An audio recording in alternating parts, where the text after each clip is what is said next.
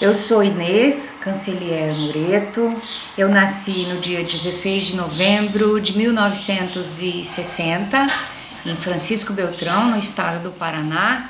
Sou a primeira filha, né, filha mais velha do seu Nelson Cancelier e da dona Ivanir. E nossa infância foi uma parte lá onde nós nascemos, em Francisco Beltrão, e a outra parte, já a partir dos meus 6 anos, 7 anos, nós nos mudamos para uma outra cidade chamada Nova Aurora, e lá onde nós ficamos, um pouco no sítio, um pouco na cidade, até o período que meu pai resolveu vir embora para Rondônia. Isso foi em 1975, quando ele veio conhecer Rondônia, gostou muito do que viu e resolveu mudar de lugar, buscar novas oportunidades para a família. Eu tinha mais os 3 irmãos, na verdade, 4 irmãs eu tenho agora, e nós nos mudamos. Aliás, eu não me mudei junto no mesmo momento, eles vieram assim que eu fui para um colégio interno em Ituiutaba, em Minas Gerais. Lá fiquei 1 ano e eles ficaram aqui.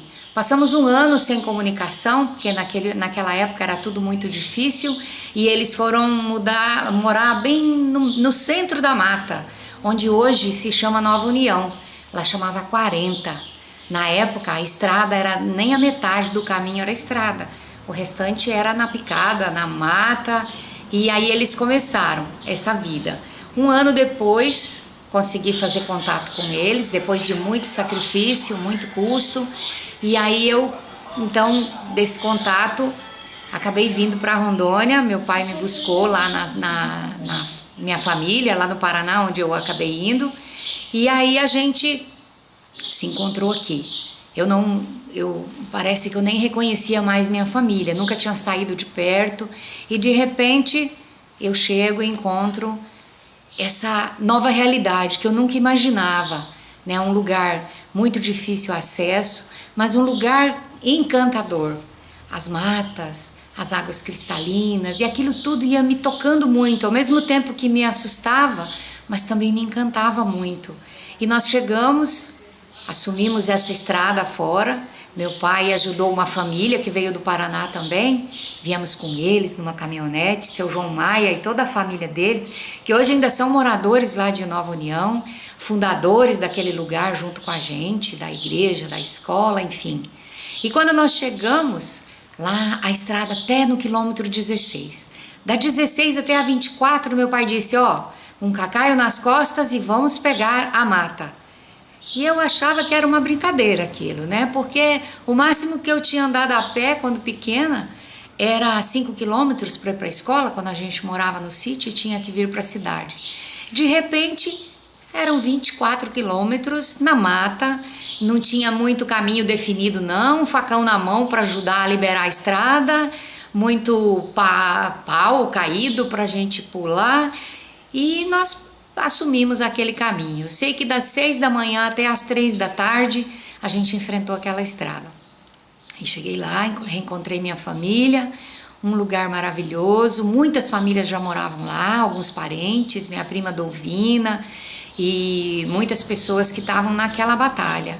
E naquela época, tudo do zero, tudo começando, Ouro Preto também era muito pequeno, tinha pouca coisa, mas já tinha uma certa organização. Já tínhamos a paróquia aqui, já tinha o padre Camaione, era o pároco, já tínhamos a Dirce Amaral como coordenadora da educação, apoiada pelo projeto INCRA. Na época o INCRA aqui tinha o seu coordenador, e eles apoiavam com os seus helicópteros, dando assistência a essas famílias que moravam nesses lugares distantes, e minha família também era apoiada. E aí nós começamos a pensar, vamos trazer alguma coisa para ajudar esse povo. Muita malária pegando todo mundo, muita doença, muita gente entrando mata fora, chegavam desprovidos de tudo, necessitavam de apoio para dormir, para comer. A gente morava num espacinho lá, num lugar, num rancho, todo coberto de tabuinha, feito de paxiúba as paredes, assim, já assoalhado, já era assim uma mansão para o lugar que a gente morava, né? E tudo muito novo, tudo muito diferente. E o povo chegava e encontrava acolhida lá na nossa casa. Era 30 pessoas, 40 pessoas que estendiam as redes pela varanda fora, ao redor da casa. Eram panelas e panelas de comida que a minha mãe fazia com a ajuda de quem pudesse para alimentar esse povo que acabava no outro dia indo embora, abrindo novos caminhos, buscando, né, outras terras. Inclusive era o início do Mirante da Serra, hoje Mirante da Serra, o povo chegava para ir até lá naquela região. As grandes fazendas que se formaram depois, com tanta gente que foi entrando. E nesse período, então, vamos colocar uma escola? Vamos começar uma escola e vamos em Ouro Preto procurar ajuda. Então viemos na casa paroquial, procuramos Padre Camaione, Irmã Maria Assunta, na época, procuramos, aí já nos indicou a Dirce Amaral, que era a coordenadora da educação. Como podemos fazer? Eu só tinha 8ª série, 16 anos, como podemos fazer? Vamos fazer alguma coisa, temos muitas crianças sem escola, muita gente precisando de ajuda na questão da saúde, muita malária tomando conta de todo mundo. Procuramos o órgão da saúde, a SUCAM na época, e aí foi onde a gente foi fazendo os vínculos e conseguindo assistência. Aí o padre já marcou uma visita para lá, aí a Dirce já marcou uma visita para lá, o povo da saúde, da SUCAM já marcou para ir borrifar as casas. E aí então nos prepararam para fazer coleta, aquele furinho no dedo para fazer as lâminas nas casas, e a gente fazia o helicóptero. Aí abrimos uma clareira lá para o helicóptero poder baixar e dar assistência, buscava as lâminas, trazia para cá, fazia os testes, voltava lá, levava remédio, a gente saía de casa em casa entregando. Começamos a escolinha, tudo na folha de coqueiro assim, com aquela cobertura de tabuinha, rachamos as madeiras para fazer o banquinho para as crianças sentarem.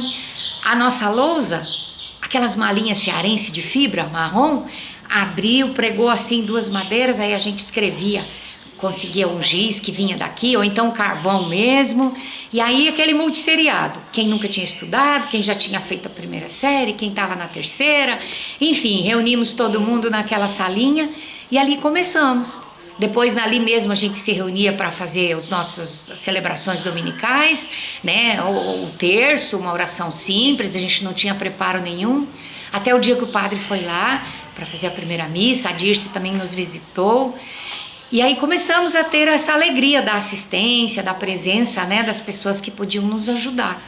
E foi tudo muito bonito, porque apesar da dificuldade, eu tinha que vir, eu e meu pai e mais os ajudantes, o seu João Maia, os filhos da Dolvina, a própria Dolvina, minha prima, a gente vinha aqui buscar cartilha, caderno, lápis, borracha, giz, botava tudo num cacaio e descia a estrada, a picada.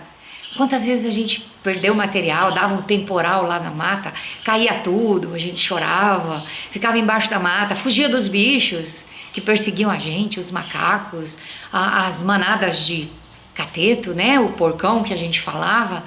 Quantas fugas, quantos sustos a gente passou. Depois os cavalos começaram a dar apoio, levava mercadoria para um bolicho lá, um comércio que a gente chamava de bolicho. Levava lá o básico que a gente não tinha como produzir lá, o açúcar, o óleo, o sal, e enfim, levava aquilo que a gente necessitava. E o plantio de tudo acabou acontecendo, a gente tinha fartura de tudo. Nós tínhamos, plantava arroz, plantava feijão, café, de tudo isso a gente já estava podendo se virar. O milho, né? E isso tudo era possível. Quantas vezes a gente fugia de cobra? Quanta gente foi atacado por cobra na roça mesmo que a gente tinha que fazer. Mas o meu período lá foi curto, porque assim que a gente começou a escola, a gente até deu o nome de Escola Maria Goretti. Hoje já é uma escola estadual, Maria Goretti, né? Que a gente começou nessa época. O meu período foi curto, porque logo no ano seguinte o meu pai teve uma malária violenta, e aí nós precisamos sair com ele, fomos assistidos pelo helicóptero, e ele foi atendido em Porto Velho, acho que foi mais de mês passado nesse trabalho de cuidar da sua saúde, de recuperar, E aí ele não teve mais condições de voltar para lá. Não tinha mais saúde para aguentar toda essa dificuldade de chegar até lá. E aí então eu acabei vindo com ele para cá para dar essa assistência. Quando ele retornou do tratamento, já resolveu que a minha família viria embora para cá. E foi então que a gente recomeçou, já em Ouro Preto. Minha mãe já foi ser funcionária pública do governo, né? Como nos serviços gerais, de cozinheira, de lavadeira. A gente já começou a trabalhar numa loja, num comércio. Dali um pouquinho eu já comecei a trabalhar na prefeitura do distrito, que aqui ainda era distrito de Paraná. E assim foi a nossa luta. E fomos aos pouquinhos, cada um dos irmãos arrumando seu trabalho, arrumando seu lugarzinho, e deixamos tudo lá. Mas aquele povo valente continuou lá.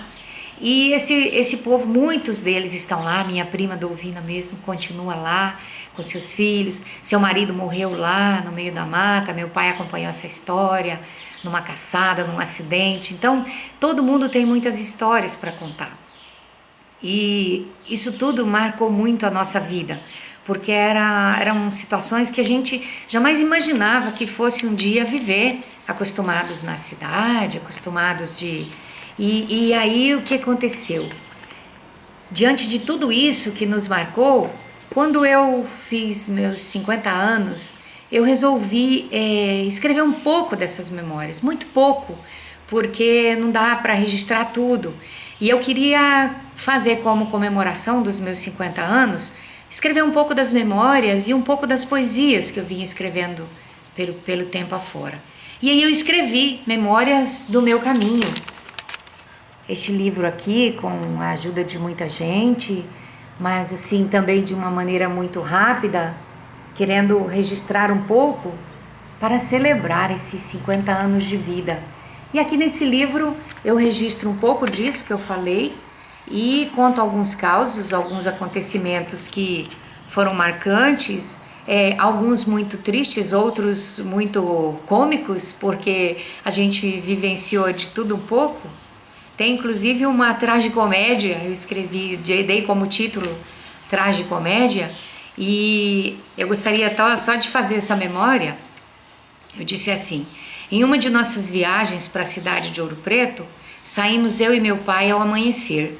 Um burro carregando 2 enormes bolas de caucho ia nos acompanhando.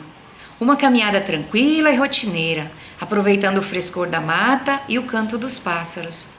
Quando chegamos ao córrego da Broa, fizemos o nosso lanche e encontramos alguns conhecidos que caminhavam em sentido contrário. O pai disse-me para continuar o caminho, que ele em seguida me alcançaria. O burro na frente e eu logo atrás. Meu pai distraiu-se na conversa e demorou mais do que pensava. Mais adiante, a carga do burro esbarrou numa casa de abelhas que, enlouquecidas, vieram em minha direção. Difícil imaginar a quantidade de abelhas que tomou conta do meu rosto, da minha cabeça, dos meus braços, ferroando sem piedade. Comecei a gritar, espantando o burro que saiu em desabalada carreira. Eu corria também e gritava sem parar, chamando meu pai. Pela distância que estava, não podia escutar meus gritos. Na corrida desesperada, tentava arrancar as abelhas do rosto, dos cabelos, do nariz, das orelhas e quase nem enxergava mais o caminho. O chinelo de dedos ficou para trás. Enquanto tinha forças, corria e gritava. Mas fui esmorecendo, o rosto ficando inchado e a febre já indicando os sinais da agressão sofrida. Sem forças, sentei-me sobre as folhas e fiquei esperando. Não tinha mais o que fazer. Depois da conversa com os conhecidos, meu pai retomou o caminho e apressou o passo para alcançar-me. Encontrou o chinelo que perdi e ficou em pânico. Será que uma onça atacou a Inês? Pensou ele. E começou a correr e a chamar por mim. Quando estava se aproximando, eu escutava seus gritos, mas eu não conseguia mais responder. Assim que me viu, não sabia se ria ou se chorava. Olhos, nariz e boca deformados pelo inchaço. Ao tocar-me, percebeu a febre. Correu mais um pouco e encontrou o burro, que depois do susto acalmou-se e estava comendo tranquilamente, esperando por nós. Tirou a carga do animal e pôs-me sobre ele para seguir a viagem. Eu mal conseguia manter-me montada. Precisávamos chegar em alguma casa para pedir socorro. Assim que avistamos uma residência, conseguimos remédio para a febre e seguimos até arranjar uma carona de charrete. Foram alguns dias de hospital em Ouro Preto e depois muitas risadas, contando o fato em casa e para os amigos. Coisas que não se esquece. Esse é um dos causos e muitos outros eu poderia registrar, mas tem poucos registrados.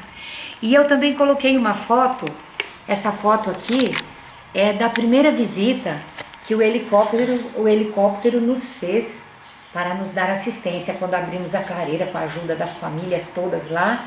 E era necessária essa clareira, derrubando as árvores lá, arrancando o toco, roçando, limpando, e o helicóptero então conseguiu chegar pela primeira vez para dar essa assistência para nós e depois prosseguiu para todos aqueles que precisavam. E o que me marcou muito eu fiz uma memórias do meu pai, porque neste livro, além de alguns causos e um pouco da história, eu também registrei algumas poesias. E aí eu fiz essa memórias do meu pai e escrevi assim: sempre me perguntei por que vim, de lá de onde sempre pensei sair. Sempre sussurrei porquês repetidos, como ecos que encontravam o paredão do tempo. À frente, umas voltas de vida, impertigando os olhos, para fixar um horizonte ainda não definido. Cheguei desprovido de pretensões, embarcado num caminhão de ilusões, que se cobriam de verde, de brisa, de água cristalina. Nem de longe pensei em desistir, afinal, foi uma longa estrada até aqui. Então é preciso fazer valer a pena, acreditei.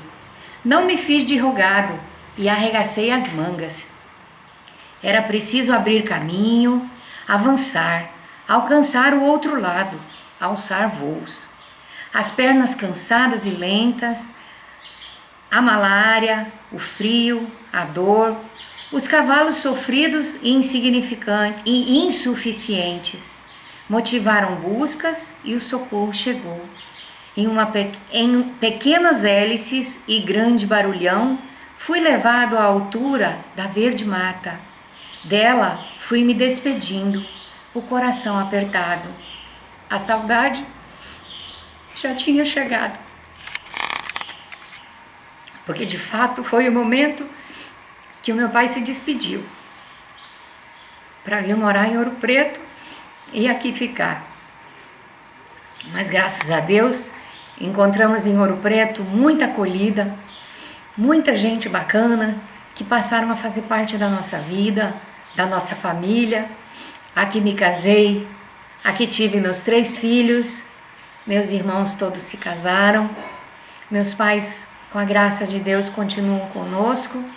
E Ouro Preto é a nossa terra, a terra que nós amamos, a terra que nós pretendemos ficar para sempre, porque é a nossa terra-mãe.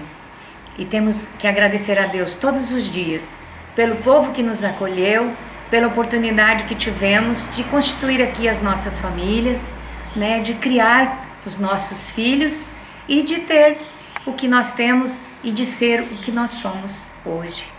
Muito obrigada.